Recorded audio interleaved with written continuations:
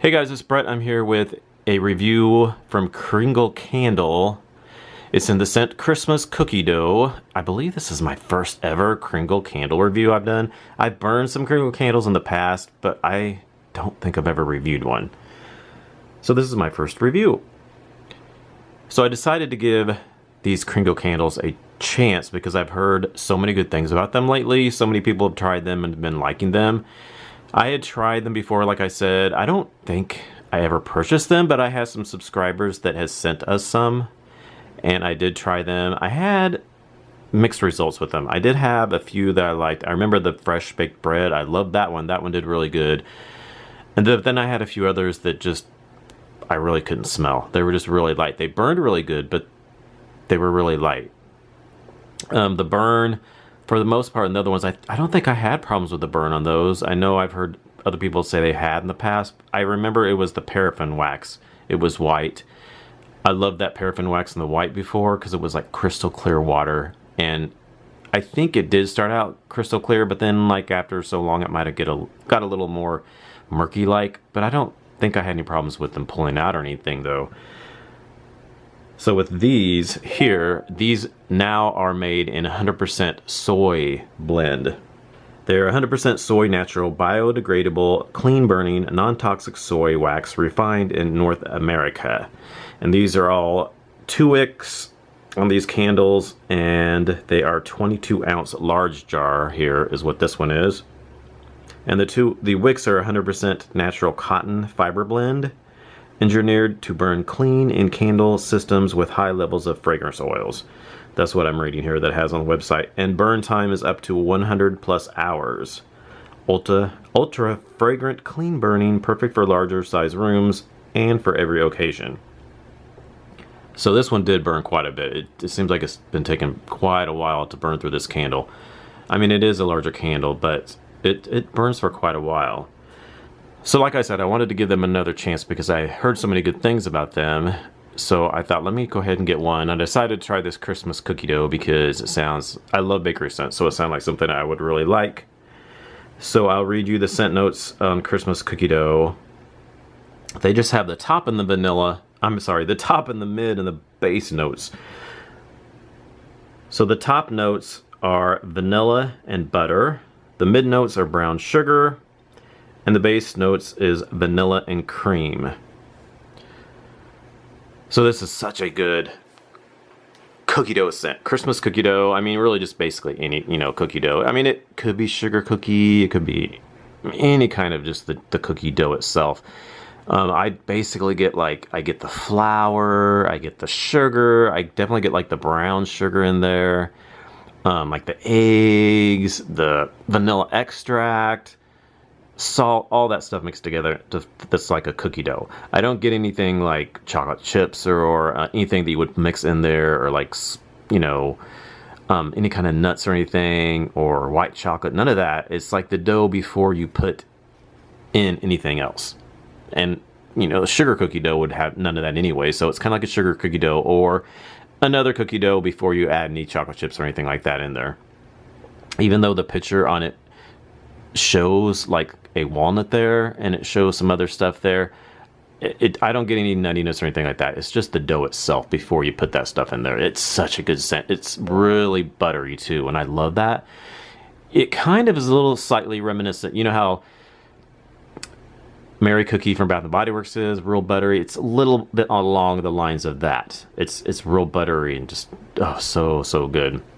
I'm so pleased with the scent on this candle. It's like right up my alley. So good, so buttery, so delectable. I absolutely love this scent. It's so good. So now we've determined that I love the scent. The scent is amazing. Now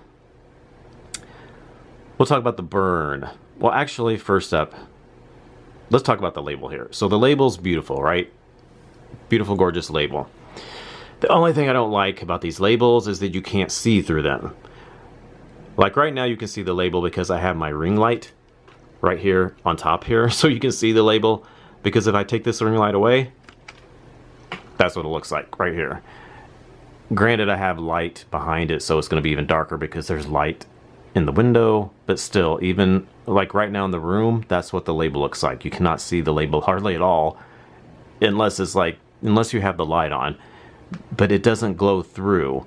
So I ended up, most of the time I'll end up turning the candle around like this, just so I can see the flames, because I like to see the flames because it's so dark the other way.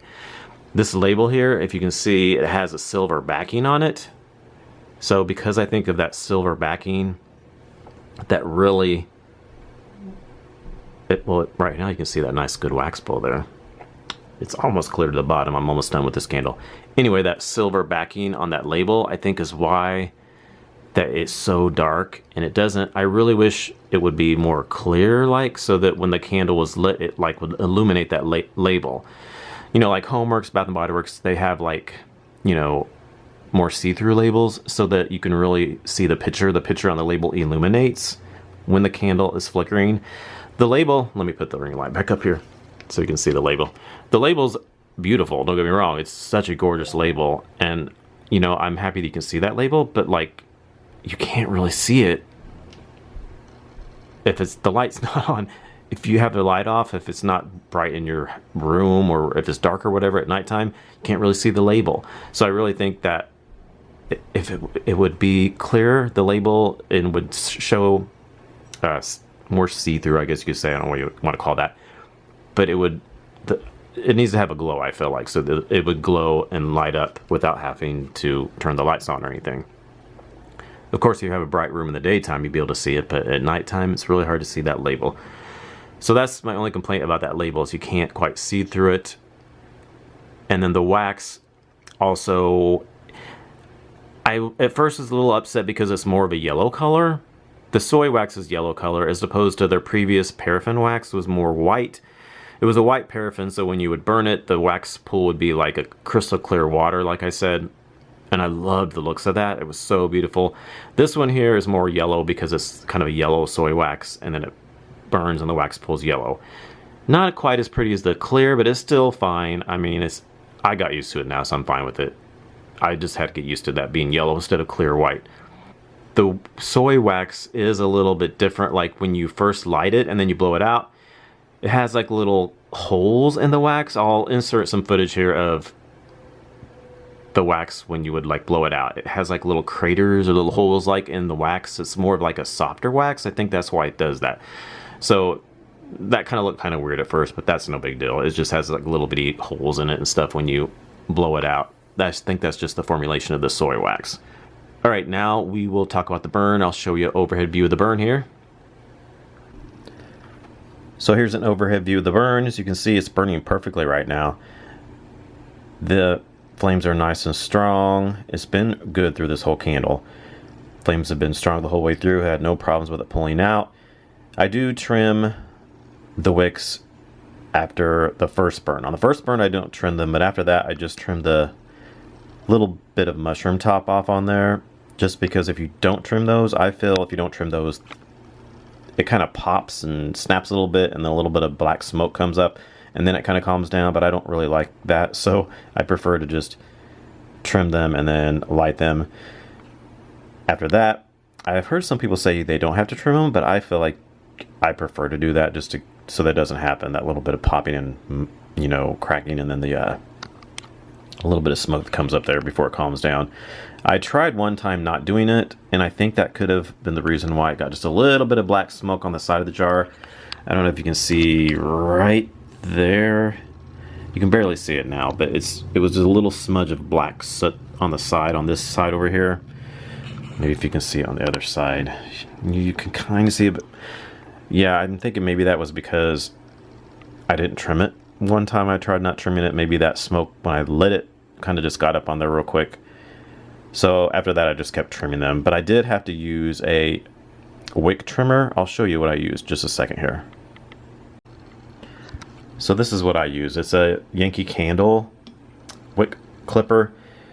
You just go down inside the jar. Because this jar is so tall, it's hard to use scissors in there because you can't quite get them all the way down there to the bottom, especially after like the halfway point. You can at the first part of the candle, but then if it gets so far down, you have to use these, because these goes right down in there, and then you just put the wick in between there, and then you just snip it right there, and then it takes that mushroom top off.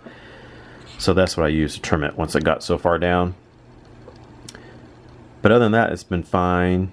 There was a little bit of slight residue around the sides of the jar, but just barely a slight bit, but not much at all. And then once it kind of got hotter, it just would kind of melt that away. So yeah, overall the burn has been amazing, and it's pulled out no problems. Flame's nice and strong through the whole candle. Okay, so lastly, the throw. Has this been a good throw? That was the problem I had before, mostly was that they were light and they didn't throw very well. I'm pleased to say this does throw, and I've been really happy with the throw. So I will say though, when I first lit it on the very first burn, it was a little bit lighter. I was like, ugh, I'm not smelling much from this. And I thought, okay, I'm not sure about this. But then I would say on the second to third burn, maybe late in the second burn or on the third burn, it really started picking up and I started smelling it. I started getting that butteriness, that cookie dough, sugar, brown sugar, all that delicious goodness in it. I'm like, wow, I can totally smell it now. So I was so happy that it started throwing, because I was so nervous that it wasn't going to, and it was going to be just like it was before. But it did. On that late second burn to third burn, it started throwing, and the rest of the candle, it was doing perfectly. So it actually even threw well in my open concept area. I burned it mostly in the bedroom, but then I did put it back in the living room to see how it did in there, because I think I started it out in the living room at first when it was lighter, and then I had put it to the bedroom, and it was still light, but then it kicked in. So then I had burned most of it in the bedroom, but then I thought, let me try it in the living room again now that it's throwing well in here. And it actually threw well. I had it in my kitchen, on my kitchen table, and it filled my kitchen really nicely in there, and slightly traveled over to the living room, open concept living room area over there, but not just a little bit, but it was more confined to like the kitchen area. It just slightly traveled over to where the couch is and stuff, but I was happy that it at least filled my kitchen area, so that was a plus, because it's kind of hard to do that sometimes. So that was really a good thing that it did that. But I would say overall the throw in the bedroom is probably,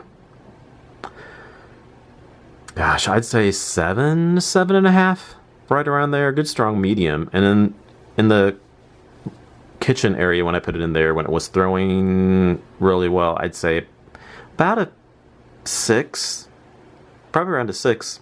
Yeah, so it's been doing good. I've enjoyed this. It's been really nice. That scent's amazing. Burn's been good.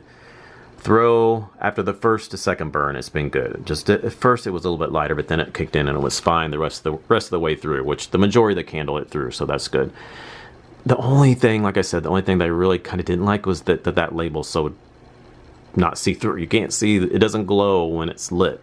So yeah, if they would make it to where the label would glow and see-through, I would think I would like it better, because I think it would just be so much prettier if you could, that label, that beautiful gorgeous label would glow with the candlelight, and then it would just illuminate. That would be so gorgeous. So hopefully maybe they will do that. I'm not sure, but I would love it if they did that. So yeah, I'm definitely up for trying more Kringle candles, because based on this one, it's been really good. So, and hearing the other reviews, they've been good. So I'm definitely excited to try some more eventually. So I would give this one a good positive review. If you're thinking about trying this one out, I would say go for it, because I've enjoyed this candle quite a bit. Alright, so thanks for watching my review of Kringle Candle's Christmas Cookie Dough, and I'll talk to y'all in our next video. Bye.